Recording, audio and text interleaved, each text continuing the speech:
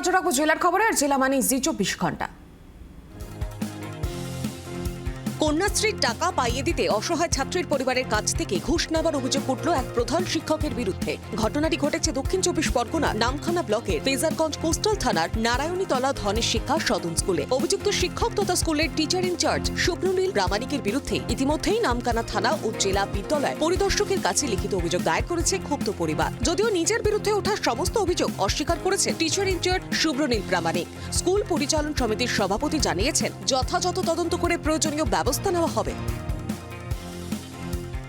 Trinamool party office বিক্রি করে দেওয়ার অভিযোগ উঠল এক তৃণমূল প্রাক্তন কাউন্সিলরের বিরুদ্ধে। কামারহাটি পুরসভার 34 নম্বর ওয়ার্ড, বর্তমানে যেটি 32 নম্বর ওয়ার্ড হয়েছে, সেখানে দীর্ঘদিন ধরে তৃণমূলের পার্টি অফিস ছিল।